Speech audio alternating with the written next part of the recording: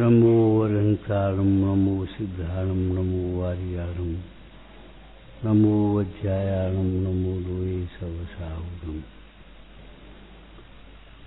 शुद्धात्मान मणिकांतं साधुमुत्तम मंगलम वंदे संदस्यद्वैतं संधश्चर्त प्रकाशकम्। पूजा, स्वाध्याय, सामायिक निश्चय से देखा जाए तो सब एक ही हैं, अलग नहीं है। और व्यवहार से देखा जाए तो इनमें परस्पर कुछ संबंध है। क्या संबंध है? बहुमान के बिना स्वाध्याय नहीं होता, सामायिक के बिना स्वाध्याय सफल नहीं होता। पूजा के बिना स्वाध्याय नहीं और स्वाध्याय के बिना सामायिक नहीं। ठीक है, हो जाती है रूढ़ी से, पद्धति बुद्धि से। जो पूजा नहीं करते हैं उनसे हम कहते भैया पूजा करो, लेकिन जो पूजा करते हैं उनसे कहते पूजा सार्थक करो, सफल करो, जन्म सफल करो। पूरा तो होगा ही, और सफल कैसे होगा? कोई काम के लिए हम जाएं और वो काम हो जाए तो कहते हैं हम मेहनत सफल हो गई। परेशानी तो बहुत आई, लेकिन मेहनत सफल हो गई, काम हो गया। तो जिसको देख भूल करके हम संसार में भटक रहे हैं, उस शुद्धात्म तत्व को समझा तो ये समझो दर्शन सफल हो गया, स्वाध्याय सफल हो गया। पूजा नहीं करते उनसे कह रहे भैया पूजा करो, लेकिन रूढ़ी से नहीं, पद्धति बुद्धि से नहीं। पूजा करो, ऐसी पूजा करो कुछ समझ में आए। पूजा में एक शब्द का प्रयोग होता है जो जल्दी जल्दी पढ़ने में जान शुद्ध होता है क्या शुद्ध होता है हमें पता नहीं। निरुपामीत, निरुपामीत, बपामी माने बोना होता है संस्कृत में, और निरुपामीत माने बोता नहीं है। गेहूं बोते हैं तो गेहूं के लिए, चना बोती है तो चना के लिए। ये हम 8 द्रव्य जो चढ़ा रहे हैं, निरुपमीत स्वाहा, वो नहीं रहे। निर्वपामीत, निर माने नहीं और बपामी माने बोना, वो नहीं रहे। माने अब हम इनको चाहते नहीं। जल चढ़ाते हुए हमारी ये भावना है कि हमें प्यास नहीं हो, जल की जरूरत न पड़े।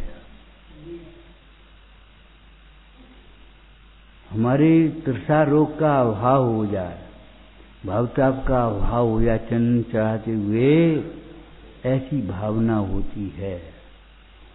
आपने पढ़ा होगा, चंदन काटो, पीसो, आगी में डालो, लेकिन सुगंधी देगा। हमारे ऊपर चाहे कैसे ही उपसर्ग आए, चाहे कोई निंदा करे चाहे प्रशंसा करे, हमारा संभाव नहीं है। चंदन चढ़ाते समय ये भावना अंदर में आना चाहिए कि हमारी वृत्ति चंदन के समान हो जाए। कोई कुछ कहता है तुम तो ऐसी हो, हाँ भैया हुए हो या न, तो अब में क्या पता। और हम तो आत्मा है, आत्मा तो ऐसा होता नहीं। एक व्यक्ति के अनेक नाम होते हैं और एक नाम के अनेक व्यक्ति होते हैं, इसमें क्या बात है? भावों के अनुसार नाम बढ़ जाते हैं। जब आप महाराजचारी से 3 कजी में गए तो आपका ही नाम बैल पड़ गया, गाय पड़ गया, भैंस पड़ गई, ऊंट पड़ गया। नाम किसने रखे? ये भावों ने। जब आपको क्रोध हुआ तो बड़ा क्रोधी आदमी, क्रोधी और आदमी, और थोड़ी दिन बाद जब शांत हो गया तो और एक बड़ा शांत आदमी, बड़ा गंभीर आदमी है, बड़ा उदार आदमी है। एक बात सवेरे हम कह रहे थे ऊपर, देखो भाई, घर में अशांति है और मंदिर में शांति, ऐसा नहीं। राग में अशांति है और वीतरागता में शांति है। मंदिर में आकर के भी अगर वीतराग भगवंतों को देख करके अपने राग से भिन्न स्वभाव का अनुभव करोगे तो शांति मिलेगी, और नहीं तो यहाँ की शांति भी कैसी है, झूठी है। मंदिर में शांति है, अरे मंदिर तो एक क्षेत्र है। मंदिर में शांति कब से मिलती है? सरल स्वभावी हो तो घर में भी शांति है और मंदिर में भी शांति है, और कुटिल स्वभावी हो तो न घर में शांति है न मंदिर में शांति। लोभी हो तो घर में भी शांति नहीं है, मंदिर में भी शांति नहीं। ख्याति लाभ का, चांद का, पैसे का, धन का, विषय का, चाहे का ही करो, और संतोषी हो तो हंस बेगे शांति। घर पे संतोष करके देखो, क्षमा करके देखो। अरे भाई, शांति का कारण जो है वह यहाँ सीखने को मिलता है, घर के लिए प्रयोग है। मंदिर पाठशाला है और घर प्रयोग है। हम आपसे बार बार कहते हैं दोहरा जीवन मत जियो। मंदिर का जीवन कुछ अलग और घर का जीवन अलग, ऐसा नहीं। आपकी दुकान करना मजबूरी है, लेकिन दुकान पर कोई आए तो ये सोचे जैन की दुकान है, यहाँ हम ठगे नहीं जाएंगे, यहाँ हमारे नकली माल नहीं मिलेगा। इतनी आपकी प्रामाणिकता होना चाहिए, आपका ज्ञान प्रमाण रूप हो और जीवन भी प्रामाणिक हो। आपकी शांति को कोई ले जाने वाला नहीं है। चौथी जयमाल को पढ़ रहे अपन, तीर्थंकर तिरुवंदनी, ज्ञापद करे प्रणाम। सोचो, तीर्थंकर तिरुवंदनी, तीर्थंकर शब्द तो आप पढ़े होंगे बालबोध में। जो धर्म तीर्थ को करते हैं माने बताते हैं, प्रणेता हैं, वे तीर्थंकर कहलाते हैं। तीर्थंकर, तीर्थ को करने वाले। अब हम ये सोचो, विचार करो, कह रहे हैं कि जब रत्नस्त्र तीर्थंकर, तीर्थ क्या है और करने वाले कौन है, बताने वाले कौन है? तीर्थंकर पहले हैं कि तीर्थ पहले है? बताओ क्यों भाई? तीर्थंकर पहले कि तीर्थ पहले? अगर तीर्थ नहीं है तो तीर्थंकर बन कैसे गए? अरे भाई, भगवान महावीर ने तो जैन धर्म चलाया ही नहीं, आदिश्वर ने भी बताया है, चलाया नहीं, बनाया नहीं। और नहीं तो आदिश्वर कैसे बन गए बताओ? कौन से भाव से? आप जानते हो, सोने की नाव से तो तिरेंगे नहीं। एक बार क्या हुआ, एक राजा था और गांव में नदी बह रही चारों। उसने सोचा बहन को बुलाना, रक्षाबंधन का पर्व है, किसे खबर है धर्म की रक्षा का कर्तव्य हमारा है। बस रुपया दे सो बहन की रक्षा हो गई। अरे बहन के संयम की, शील की रक्षा करने का तुम्हारा फर्ज बनता है, धर्म की रक्षा करने का फर्ज बनता है तुम्हारा। और राजा ने सोचा बहन को बुलाना है।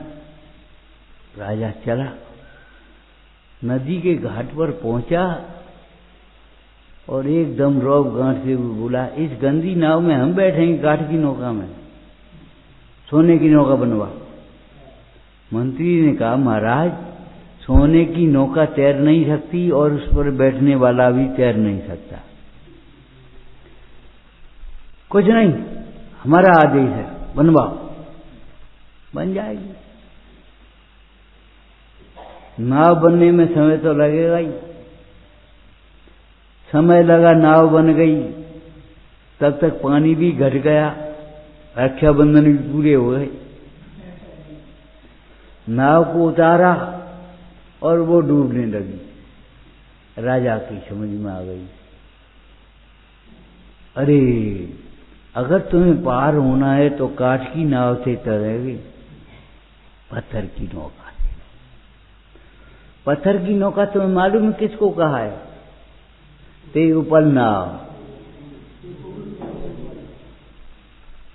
पत्थर की नौका किसको कहा है? जो स्वयं डूबती है और बैठने वाले को भी डुबाती है।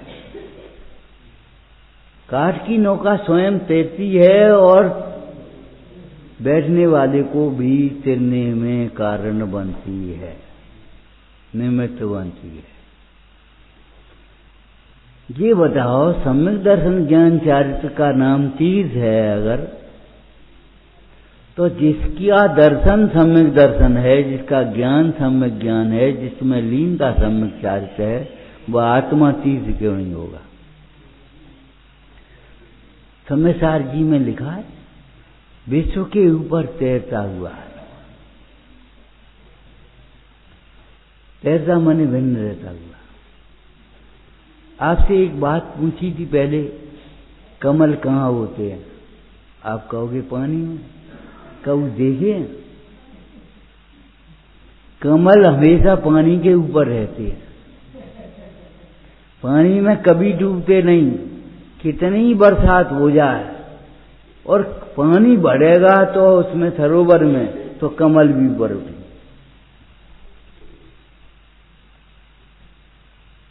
आत्मा कभी संसार में परद्रव्य रूप नहीं होता। शरीर के साथ रहते हुए भी आत्मा शरीर नहीं हो गया, शरीर आत्मा के साथ रहते हुए भी आत्मा नहीं हो गया। आज भी शरीर शरीर है, आत्मा आत्मा है। हमने आत्मा को भूलकर शरीर को आत्मा मान लिया है, अपना मान लिया है। ये हमारे जीवन की असफलता है। इसी के कारण से, शरीर के कारण से हमें गर्मी लगती है, भूख लगती है, प्यास लगती है, ठंड लगती है। बस जो कुछ होता है शरीर के लगते। पुराने लोग कहते थे, भैया शरीर धरे के दंड हैं, जी पापी पेट, तो पेट पापी है, राग पापी है, मोह पापी है कि पेट पापी है? अरे भाई, पेट में खाएंगे तो वही शरीर तो बनेगा। तो शरीर को पापी कहने से मतलब है, पेट को पापी कहने से मतलब है, पेट का ममत्व पापी है। तुम पाप पुण्य कहो, नाच के ज्ञान भान प्रकाश कहो, शब्द बदल दो, पुण्य कर दो, हमें कोई बात नहीं। लेकिन हम तो कहेंगे पाप माने क्या होता है? 100 प्रकृतियां पाप रूप हैं, घातिया की और अघातिया की, और 68 प्रकृति पुण्य रूप हैं। हम भूल नहीं गए, कुल 148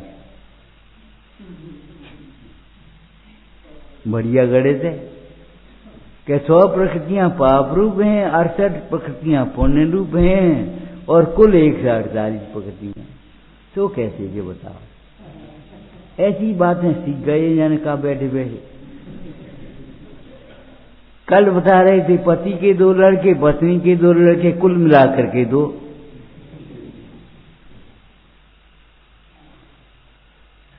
आज हम कह रहे 68 प्रकृतियां पुण्य रूप हैं और 100 प्रकृतियां पाप रूप हैं, और कुल मिलाकर के 148 प्रकृतियां हैं। 20 प्रकृतियां क्या हुआ कि 20 प्रकृतियां पाप रूप भी हैं और पुण्य रूप भी हैं। कोई स्पर्श किसी को बुरा लगता है, किसी को अच्छा लगता है। अगर तुम्हें गर्मी लग रही है तो मलेरिया का बुखार चढ़ा, तब गर्मी का नहीं लगी, तब का एक रजाई ओढ़े नहीं। कभी गर्मी अच्छी लगती है, कभी गर्मी बुरी लगती है। गर्मी में वही ठंडा जल अच्छा लगता है, ठंडी हवा अच्छी लगती है। गर्मी जाड़ों में वही ठंडा हवा।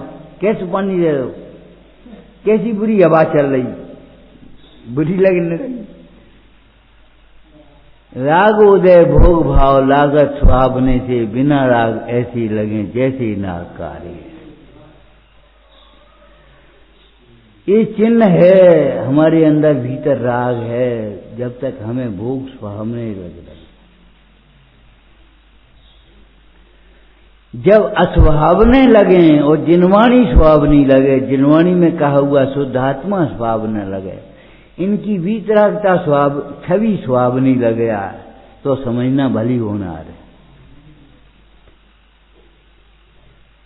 शास्त्र सुनते तो हैं, परंतु सुनते हैं उन्हें सुहाता नहीं है। ऐसे श्रोताओं को केवल पाप बंद ही होता है। सुनते समय भी सुने और सुहाए, ये भली होनार है। कभी कभी वैद्य लोग पूछने लगते हैं, कहा भाई भोजन कैसा लगा था आज, भोजन में टेस्ट आया था?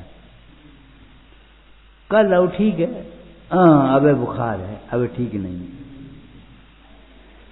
ठीक होगा बुखार तो भोजन में स्वाद आएगा, और भोजन में स्वाद नहीं आ रहा है, इसका मतलब है तुम्हारे अंदर में बुखार बसा हुआ। राग होगा तो भोग भाव सुहावने लगेंगे। मौसम सुहावना है, बहुत बढ़िया, घर बढ़िया बना है, भीड़ बहुत अच्छी लग रही है, ये राग का चिन्ह है।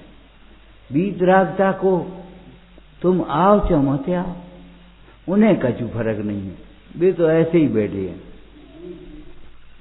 हम सब उनकी ओर देखे रहे हैं, तो अभी वे अपनी ओर देख रहे हैं। आत्मा शाश्वत तीर्थ है, रत्नत्रय व्यवहार तीर्थ है, और रत्नत्रय के धारक जो मुनीश्वर हैं, योगीश्वर हैं, जिनकी हम पूजा कर रहे हैं, उन्हें उपचार से तीर्थ का, असद्भुत व्यवहार न ऐसे तीर्थ का।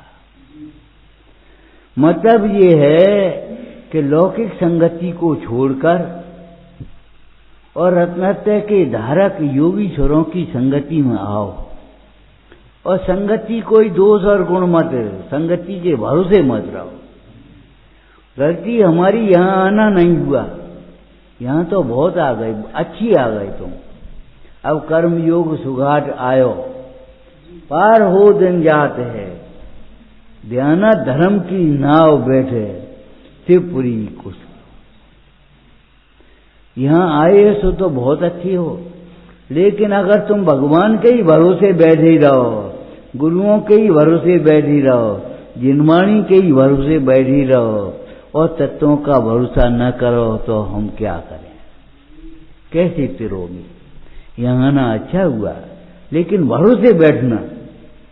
अच्छे स्कूल में बच्चे का एडमिशन कराया तुमने, अच्छा किया, लेकिन अगर वो अच्छे स्कूल, हमारा स्कूल बहुत अच्छा टॉप मोस्ट है, अगर स्कूल के भरोसे बैठा रहे तो ये बता पास कैसे होगा?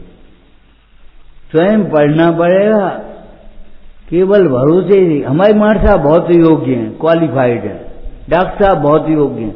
अरे योग्य बने रहेंगे डॉक्टर साहब को, उनकी दवाई तो खानी पड़ेगी तुम्हें, तुम्हें तो कड़वी दवाई पीनी पड़ेगी। तुम डॉक्टर की योग्यता से तुम्हारा भला नहीं हो जाएगा। लौकिक में जानते हो, डॉक्टर की योग्यता से, मास्टर की योग्यता से, स्कूल के टॉप मोस्ट होने से हमारा भला नहीं होगा। हमारा भला होगा हमारे पुरुषार्थ से, हमारी विनय से, हमारी सरलता से, हमारी परिणामों से। तो ये बताओ, हमारी क्षमा से तुम्हारा भला कैसे हो जाए? पहले तो जानबूझ करके गलती करी, गलती को गलती नहीं समझी और कह दी क्षमा करो। हम करें? हमारी क्षमा से तुम्हारा क्या भला होगा ये बताओ। तुम्हारा भला होगा तुम्हारी क्षमा से, तुम्हारा भला होगा तुम्हारी विनय से, तुम्हारी सरलता से, तुम्हारी संतोष से। तीर्थंकर तिरुवनधनी, उन भगवंतों की योगीश्वरों की संगति में आओ, रत्नत्र तीर्थ को पहचानो और रत्नत्रय की प्रकटता के लिए शाश्वत तीर्थ को जानो। ये क्रम है, क्रम उल्टा होता है। यहां से ग्वालियर जाने की सड़क और ग्वालियर से हमारे आने की सड़क एक ही है, क्या अलग है? लेकिन दिशा अलग है। जब आप यहां से ग्वालियर चलोगे तो अलग, अंधियारी पहले आएगी, और जब उधर से आओगे तो अंधियारी आएगी, तो मने हमारे आने वाला है, बाद में आएगी। ताला लगाओगे ऐसे और खोलोगे ऐसे, दिशा बदलोगे। हे भाई, तुम अपनी दिशा बदलो और मोक्ष मार्ग का ताला खोल दो।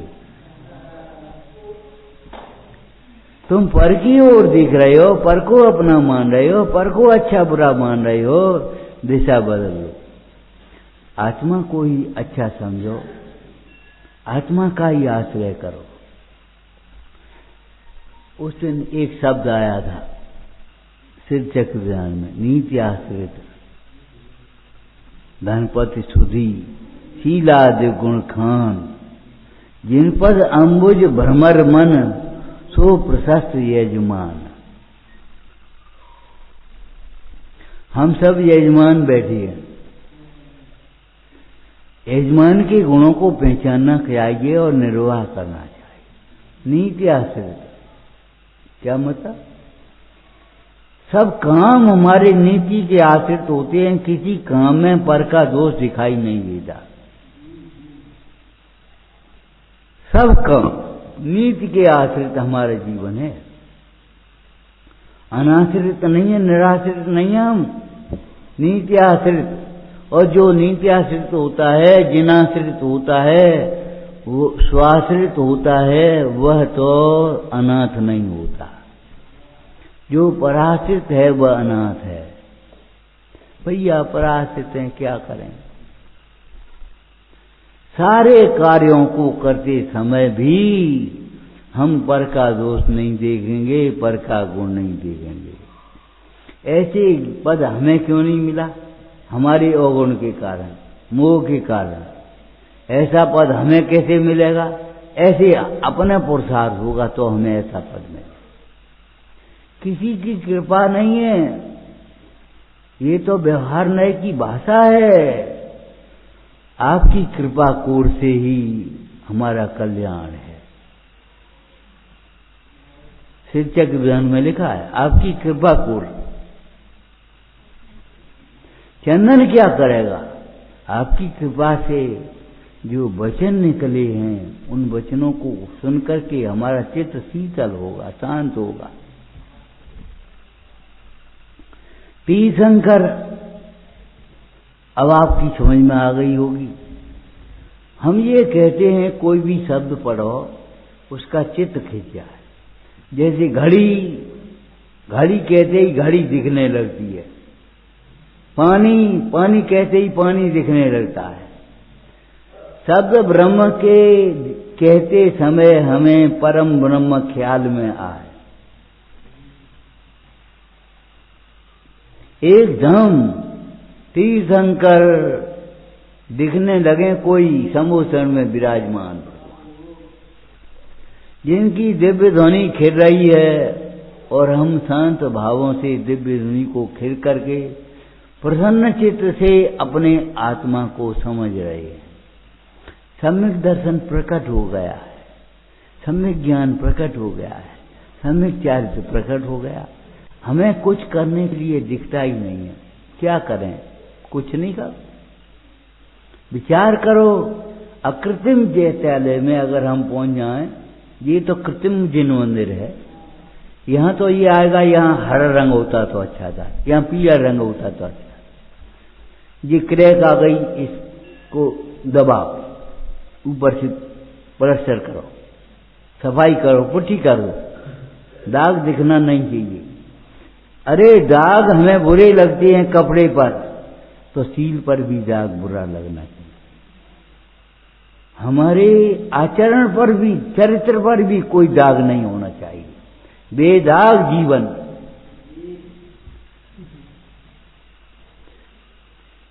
कपड़े पर दाग लग जाए तो बुरा लगेगा, और जीवन में दाग हो तो कुछ बुरा नहीं लगेगा।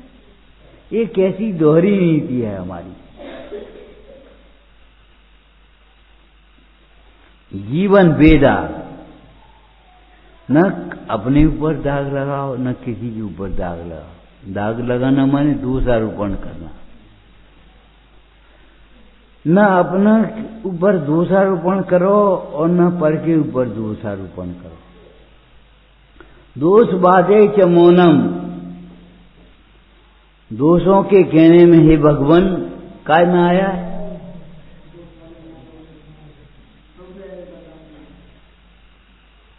क्या कही गई? काय में आया है? दोष बाधे च मौनम, शांति पाठ में आया। प्रिय हित बचो भावना चात्म तत्वे,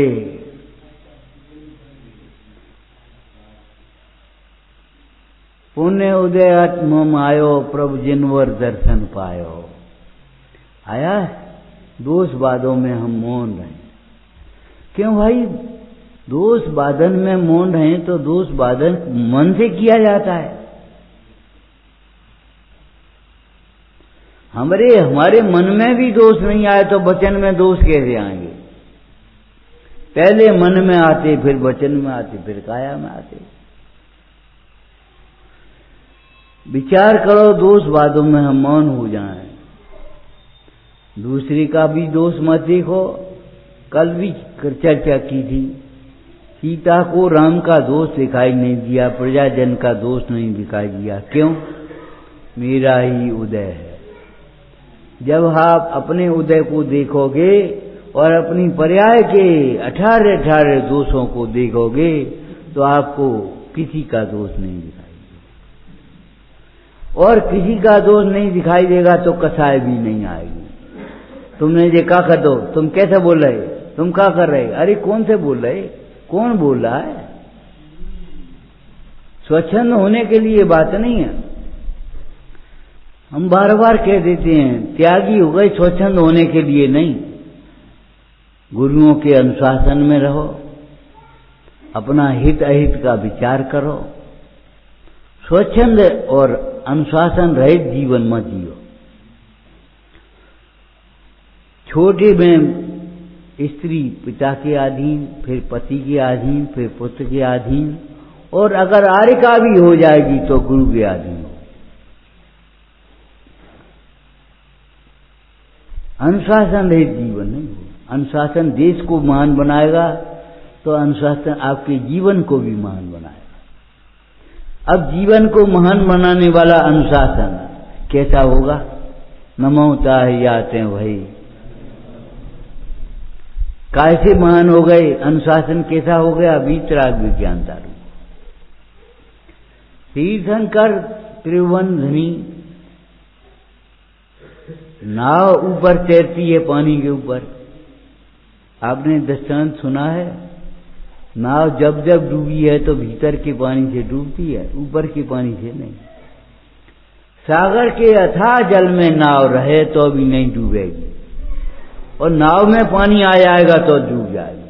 तुम भीतर की राग से दुखी हो, ऊपर के परिग्रह से निमित्त है। तब ऊपर का परिग्रह छूट भी गया और भीतर का राग नहीं छूटा तो कुछ नहीं हो पाएगा। भीतर का राग छूटना चाहिए, और राग छूटने के लिए इसकी अनिष्ट की कल्पना छूटना चाहिए। इस अनिष्ट की कल्पना छूटने के लिए ज्ञानाभ्यास होना चाहिए। जब ज्ञानाभ्यास होगा तो पर में सुख नहीं दिखाई देगा, अपना सुख अपने में दिखाई देगा तो राग नहीं होगा। तीर्थंकर समोसन में विराजमान 12 सब आभारी हुई हैं, गर्दर हाथ जोड़ करके खड़े हुए हैं। समोसन की महिमा कही।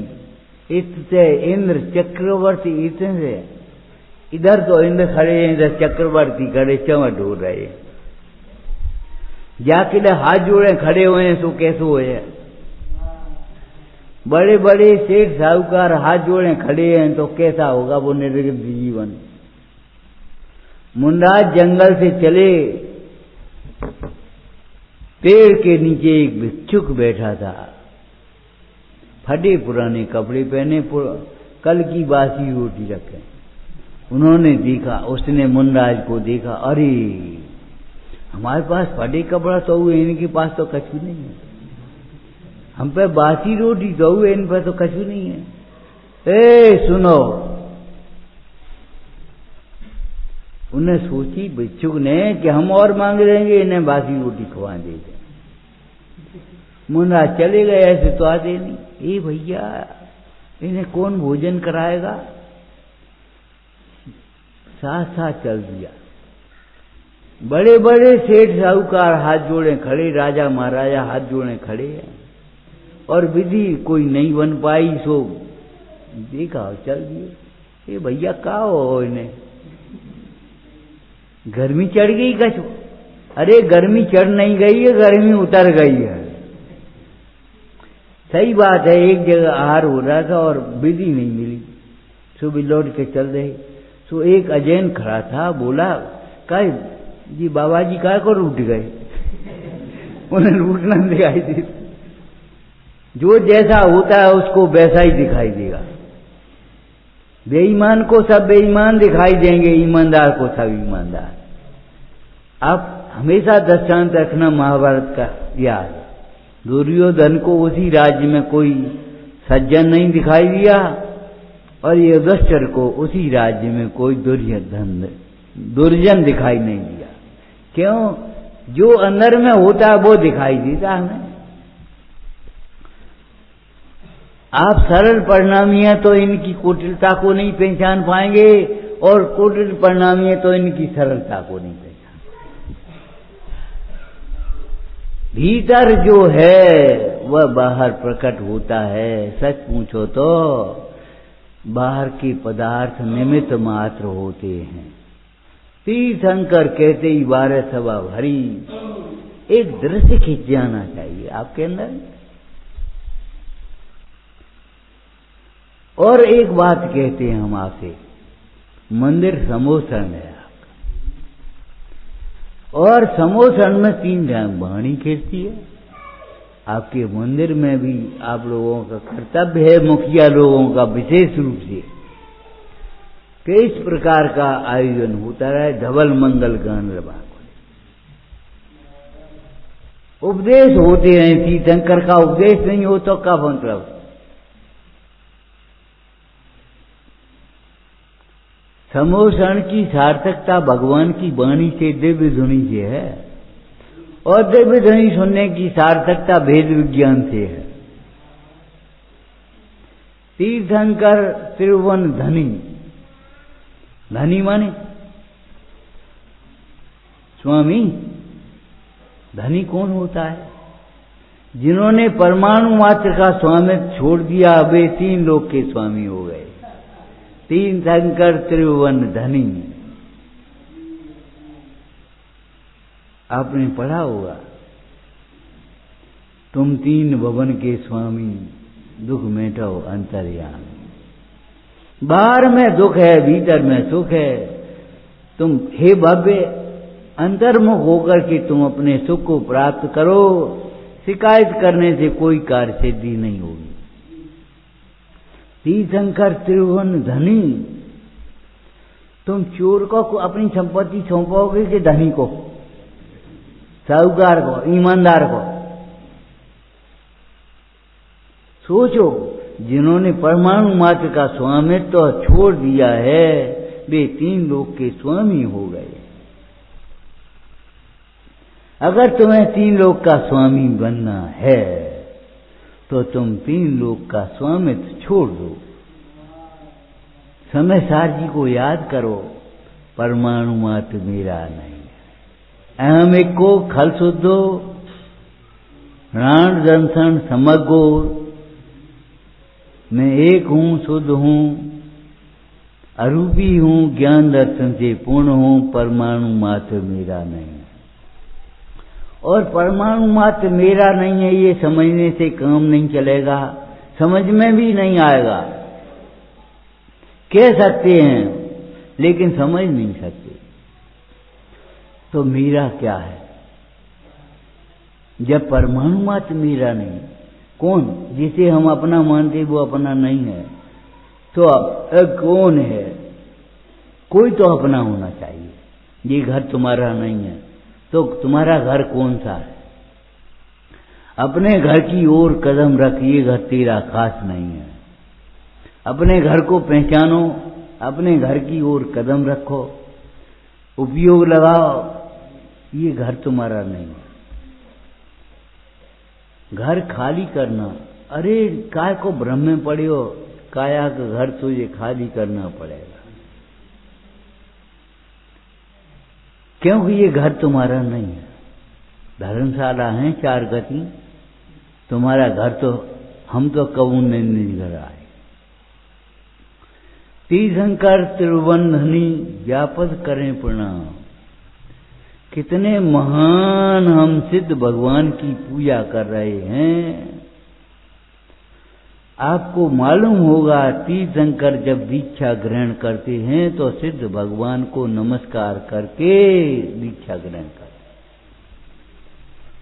वंदे तद्वण, तो सिद्ध पद की प्राप्ति के लिए दीक्षा, ख्याति लाभ के लिए नहीं है, सिद्ध पद की प्राप्ति के लिए दीक्षा ग्रहण कर रहे हैं, सिद्धों का स्मरण कर रहे हैं, और सिद्धों का स्मरण करते करते अपने सिद्ध स्वरूप का स्मरण करने लगे।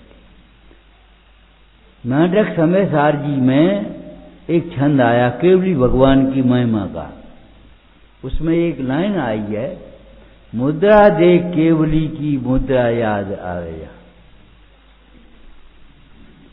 इस मुद्रा को देख करके, जिन मुद्रा को देख करके केवली भगवान की साक्षात याद आ जाना चाहिए, और केवली भगवान की पड़ोसी पद्मासन मुद्रा को देखकर, खड्गासन मुद्रा को देखकर बिना आसन के भगवान की याद आना चाहिए।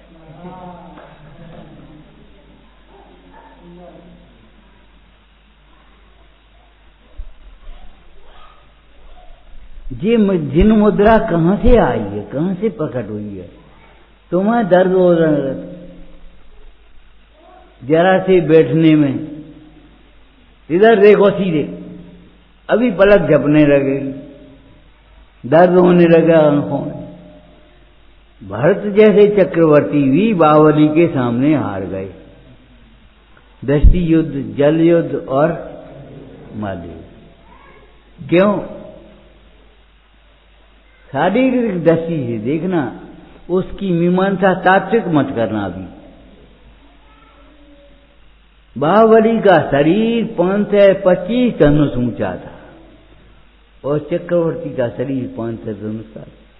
बे ऊंचे, बे ऊपर से ऐसे देख रहे और बे ऐसे देख रहे। अब ऐसे देखने वाला हारेगा और ऐसे देखने वाला जीते। पानी कैंचे रहे, बे ऊपर से नीचे सरल है कि नीचे ऊपर? नीचे से ऊपर। मल्ल युद्ध में उन्होंने उठा करके ऐसे खड़ा कर दिया, धीरे धीरे, जमीन पर नहीं डाले। क्यों नहीं डाला जमीन पर भैया? एक शब्द बोलो बढ़िया। सोचो, क्यों नहीं जमीन पर डाला? हैं? अरे बड़े भाई तो ठीक हैं, कोई बात नहीं। उस प्रकार की कसा है डालने वाली, लड़ने वाली, झगड़ने वाली। जब कसाय नहीं आनता तो क्यों नहीं गिरा रहे?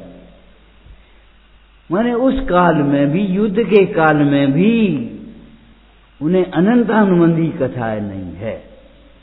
उस समय भी शत्रुता का भाव नहीं है, बैरी का भाव नहीं है, ये हमारा बड़ा भाई है।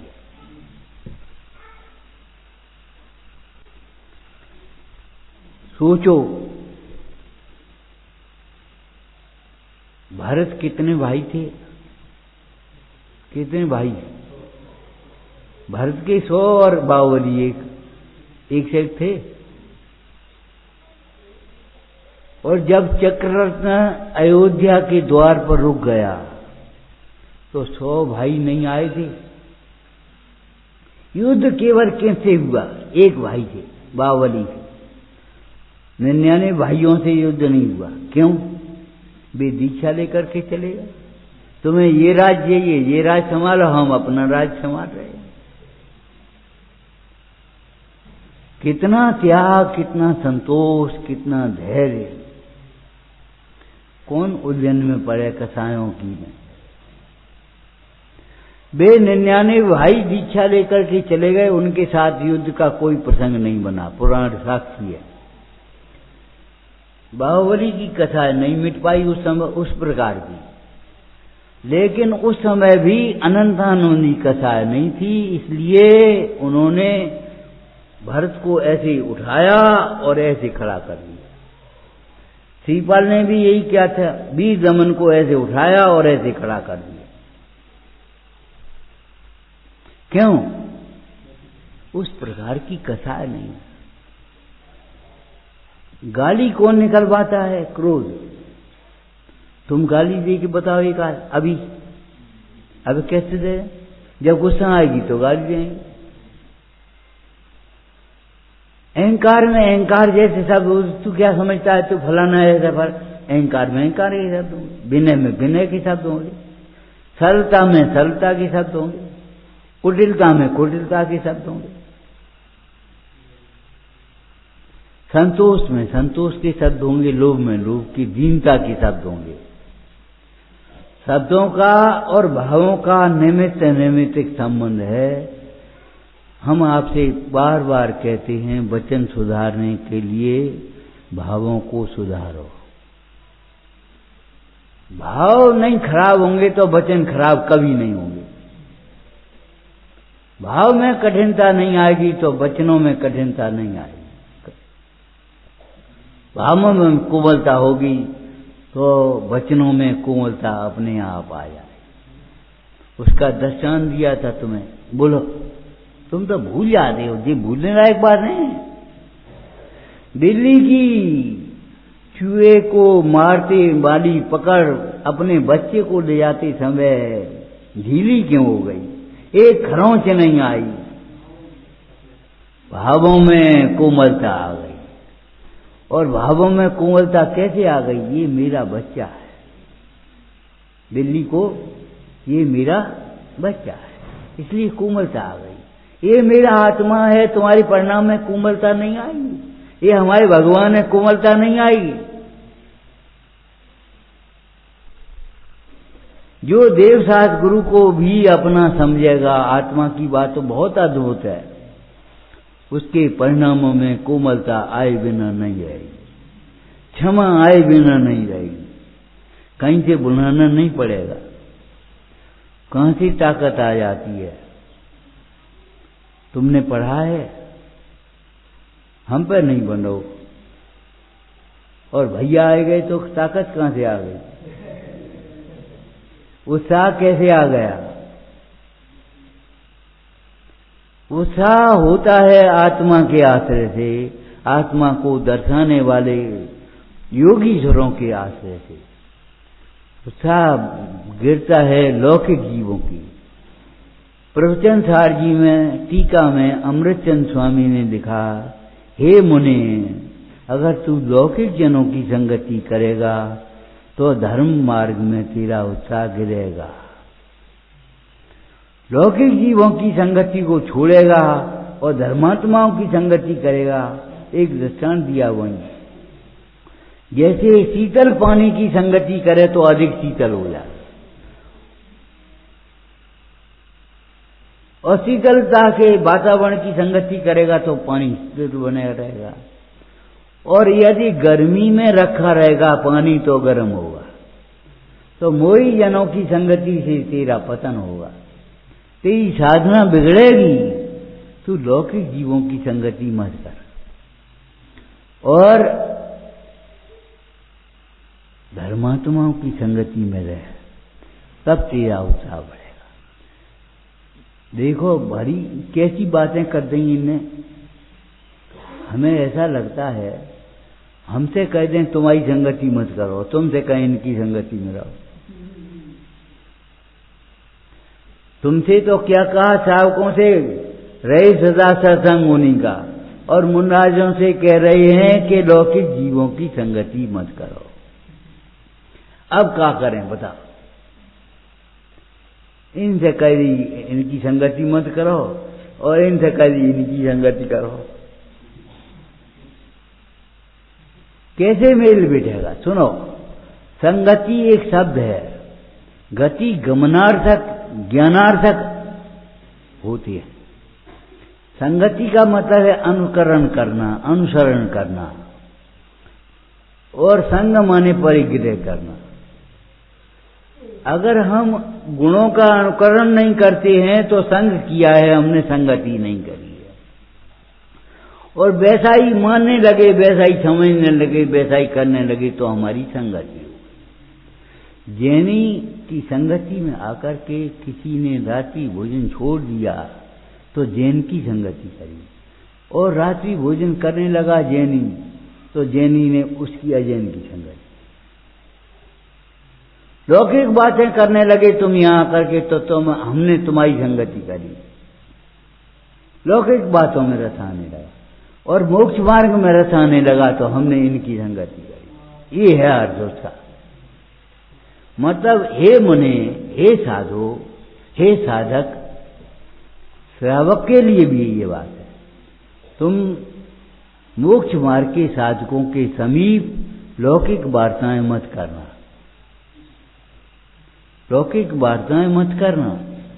अरे पंडित टोडरमल जी ने तो यहां तक कहा है, ग्वाले ने अग्नि से ठंड से बचाने के लिए मुंडाज को तपा दिया। वज्रकरण ने अंगूठी में पहन करके सिंगोदर को नमस्कार कर दिया। विष्णु कुमार ने मुंडाजों की रक्षा के लिए अपना मुनि पद भी छोड़ दिया। पंडित टोडरमल जी कहते हैं, इस छल से तुम्हें ऊंचा पद छोड़ करके नीचे कार्य करना योग्य नहीं है। उपदेश तो ऊंचा चढ़ने के लिए दिया है। ऐसा मत सोचना धर्म की रक्षा के लिए अपना पद छोड़ दो। धर्म की रक्षा भी मत छोड़ो और पद भी मत छोड़ो। विष्णु कुमार मुंडाज ने शास्त्र मुंडाजों की रक्षा करने के लिए 52 वेश बनाया, सब किया, पद छोड़ा, लेकिन फिर उसका प्रायश्चित किया कि नहीं किया?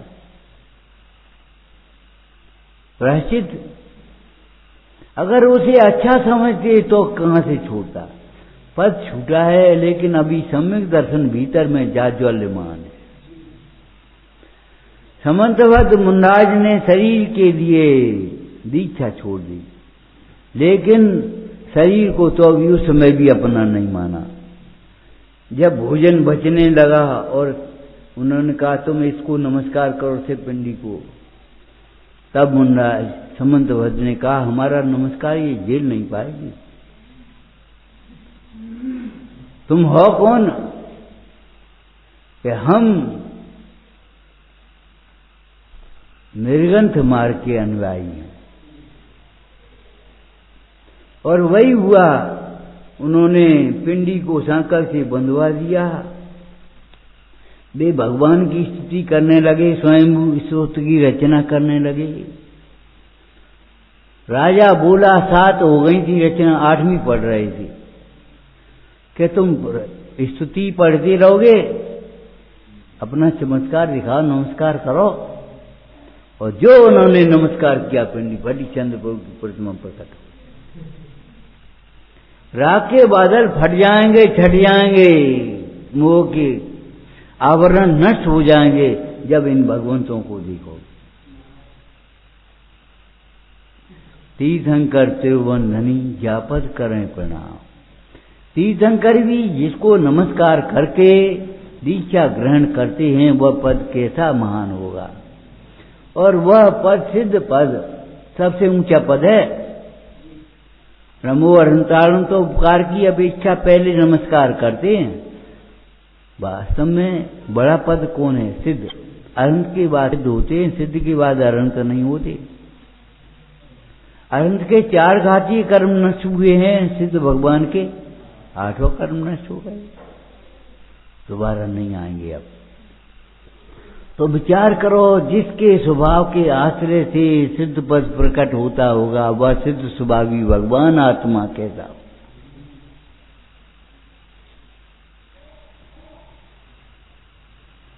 तीर्थंकर जिसे नमस्कार करके दीक्षा ग्रहण करते हैं उन सिद्धों की पूजा हम कर रहे हैं, और हम सिद्ध भगवान की पूजा करते समय सिद्ध स्वरूप को स्मरण कर रहे। वो सिद्ध पद कैसा है? उनसे कोई ऊंचा पद है कि नहीं? उससे ऊंचा पद कोई नहीं। हे भव्य जीवो, अपनी ओर देखना सीखो। भगवंतों को अपनी ओर देखते हुए अगर अपनी ओर देखना नहीं सीखेंगे तो कहाँ सीख पाएंगे? सोचो, ये मोह कहाँ छूटेगा? अमृतचंद स्वामी कहते हैं मोह को अब तो छोड़ो, अब नहीं छोड़ोगे तो कब छोड़ोगे? फसल तैयार खड़ी हो और तुम तगादा करो तो बोले अब सावन में दे दिए हम पैसा। ए भैया, फसल आ रही तब तो तुम दे नहीं पा रहे, सावन में दे दियो तो सोचो कब दोगे? अब नहीं दोगे तो ऐसे ही अब नहीं मोह छोड़ोगे तो कहाँ छोड़ोगे, कब छोड़ोगे? सारे परिणाम, चाहे पूजा हो, चाहे भक्ति हो, चाहे स्वाध्याय हो, हमारे परिणामों की निर्मलता के लिए है। परिणामों की निर्मलता बढ़ाते हुए हम सिद्ध पद की ओर बढ़ें। ओम नमः।